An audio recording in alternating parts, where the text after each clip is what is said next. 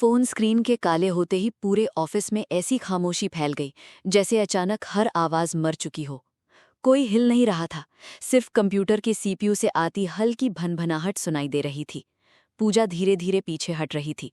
उसकी आंखें स्क्रीन पर जमी थी, जहां भी कुछ सेकंड पहले वो जली हुई लड़की दिखाई दी थी। फिर ऊपर से फिर वही आवाज आई, धड़ धड़ धड़, जैसे कोई पूरी ताकत से दौड़ रहा हो। लेकिन इस बार कदमों की आवाज सिर्फ ऊपर नहीं थी, वो धीरे धीरे सीढ़ियों से नीचे उतर रही थी। टक टक टक। पूरा ऑफिस जम गया। सीढ़ियों के दरवाजे के नीचे से अचानक काला पानी बहने लगा, धीरे धीरे फर्श पर फैलता हुआ। उस पानी से जलने जैसी बदबू आ रही थी। रवि ने कांपते हुए सबको पीछे हटने को कहा, लेकिन तभी पूजा ने डरते हुए फुसफुसाया, सर, वो दरवाजे के पीछे कोई खड़ा है। सबकी नजरें सीढ़ियों वाले दरवाजे पर टिक गईं। दरवाजे के नीचे से किसी की उंगलियां दिखाई दे रही थीं, काली, जली हुई, धीरे धीरे हिलती हुई। और फिर टक टक टक। दरवाजे पर 3 बार दस्तक हुई। पूरे ऑफिस की लाइटें एक साथ बुझ गईं। अंधेरा, सिर्फ इमरजेंसी लाइट की लाल रोशनी बची। अब पूरा फ्लोर खून जैसी लाल रोशनी में डूबा हुआ था। किसी की तेज सांसें सुनाई दे रही थी, लेकिन समझ नहीं आ रहा था कि कौन सांस ले रहा है। रवि ने मोबाइल की टॉर्च ऑन की। उसकी रोशनी कांप रही थी। एक एक चेहरा डर से सफेद पड़ा था। फिर अचानक ऑफिस के सबसे पीछे वाले केबिन से कुर्सी घसीटने की आवाज आई। घर। सब उधर देखने लगे। अंधेरे में किसी की परछाई धीरे धीरे खड़ी हुई। पूजा चीख पड़ी।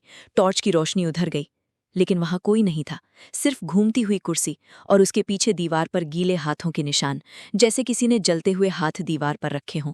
तभी एक लड़का अचानक चिल्लाया, रोहित कहाँ है? सबने इधर उधर देखा। रोहित सच में गायब था। कुछ सेकंड पहले तक वो सबके साथ खड़ा था। अब उसकी सीट खाली थी। उसका हेडसेट अभी भी टेबल पर पड़ा था। धीरे धीरे उसमें से आवाज आने लगे, हेलो, कोई है? वो रोहित की आवाज थी, लेकिन रोहित कहीं नहीं था। रवि ने कांपते हाथों से हेडसेट उठाया। पीछे बहुत तेज स्टैटिक आवाज आ रही थी। फिर रोहित फुसफुसाया, वो मुझे ऊपर ले आए हैं। रवि का गला सूख गया। कौन? कुछ सेकंड सन्नाटा। फिर फोन पर कई लोगों की एक साथ सांस लेने की आवाज सुनाई दी, जैसे बहुत सारे लोग अंधेरे में खड़े हों। और फिर रोहित चीखा, इतनी भयानक चीख कि पूरे ऑफिस में सबके हाथ कांप गए। Call cut. पूजा रोने लगी। एक कर्मचारी दरवाजे की तरफ भागा, लेकिन अचानक उसके पैर फर्श पर फैल चुके काले पानी में फिसल गए। वो जमीन पर गिरा और उसी पल किसी अदृश्य चीज ने उसका पैर पकड़ लिया। वो चीखते हुए पीछे घसीटने लगा। सब लोग उसकी तरफ दौड़े, लेकिन उसके शरीर को जैसे कोई अंधेरे में खींच रहा था। फर्श पर नाखून रगड़ने की आवाज गूंज रही थी। वो लड़का चिल्ला रहा था, मुझे मत छोड़ो।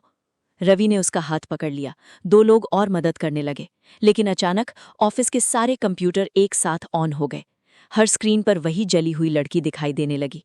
इस बार वो कैमरे के बहुत करीब थी। उसका आधा चेहरा पूरी तरह जला हुआ था, लेकिन उसकी आंखें पूरी काली थीं और वो सबको देख रही थी। धीरे धीरे उसने अपने होंठ खोले और एक साथ पूरे ऑफिस के स्पीकर में उसकी आवाज गूंजी, उस रात किसी ने दरवाजा नहीं खोला था। पूरे ऑफिस का तापमान अचानक और गिर गया। सबकी सांसों से धुंध निकलने लगी। फिर ऊपर 13th फ्लोर से भारी चीज गिरने की आवाज आई। धड़ाम। पूरा ऑफिस हिल गया। सीलिंग से धूल गिरने लगी। लाइटें तेजी से फ्लिकर करने लगी। और तभी लिफ्ट फिर चालू हुई। डिंग। सबकी गर्दन धीरे धीरे उसकी तरफ घूमी।